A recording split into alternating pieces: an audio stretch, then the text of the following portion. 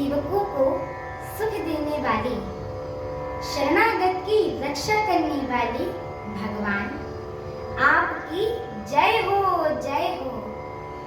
हे गौ ब्राह्मणों का हित करने वाली, असुरों का विनाश करने वाली, समुद्र की कन्या श्री लक्ष्मी जी के प्रिय स्वामी आपकी जय हो। हे देवता और पृथ्वी का पालन करने वाले, आपकी लीला तो अद्भुत है, उसका भेद कोई नहीं जान सकता है। ऐसे जो स्वभाव से ही कृपालु और दीन दयालु हैं, वे ही हम पर कृपा करें। हे अविनाशी, सबके हृदय में निवास करने वाले, अंतर्यामी, सर्वव्यापक, परम आनंद स्वरूप, अजेय, इंद्रियों से परे, पवित्र चरित्र, माया से रहित मुकुंद, आपकी जय हो, जय हो।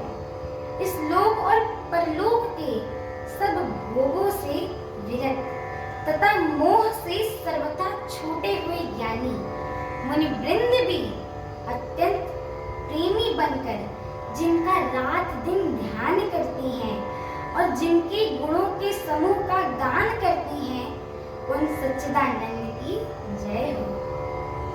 उन्होंने बिना किसी और दूसरे संगी अथवा सहायक के अकेले ही ब्रह्मा विष्णु शिव रूप बनाकर अथवा बिना किसी उपादान कारण के अर्थात स्वयं ही सृष्टि का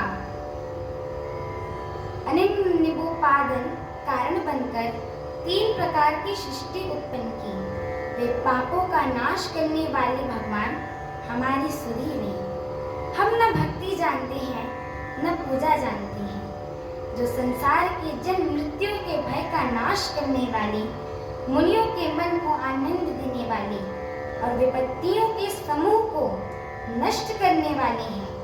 हम सब देवताओं के समूह मन, वचन और कर्म से चतुराई करने की बात छोड़कर उन भगवान की शरण में आए हैं।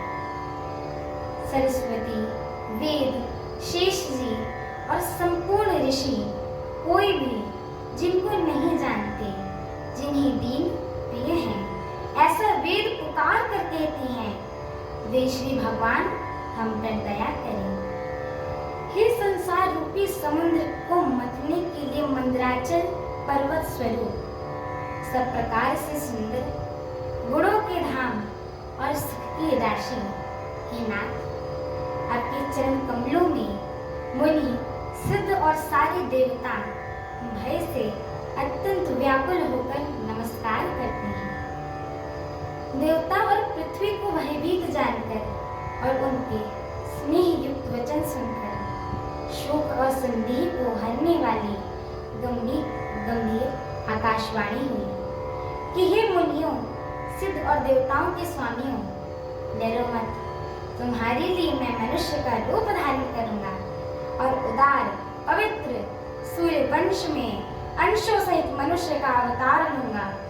कश्यप और अदिति ने बड़ा भारी तप किया था, मैं पहले ही उनको वर दे चुका हूँ। वे ही दशरथ और कौशल्या जी के रूप में मनुष्यों की राजा होकर श्री अयोध्यापुरी में प्रकट हुए हैं। उन्हीं के घर जाकर मैं रघुकुल में श्रेष्ठ 4 भाइयों के रूप में अवतार लूंगा। नारद के सब वचन मैं सत्य करूंगा और अपनी पराशक्ति के सहित अवतार लूंगा। मैं पृथ्वी का सब भार हर लूंगा। हे देववृंदों, तुम निर्भर हो जाओ।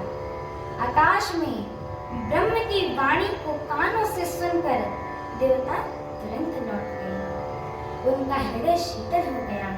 तब ब्रह्मा जी ने पृथ्वी को समझाया, वह भी निर्भर हुई। उसके जी में भरोसे आ गए थे।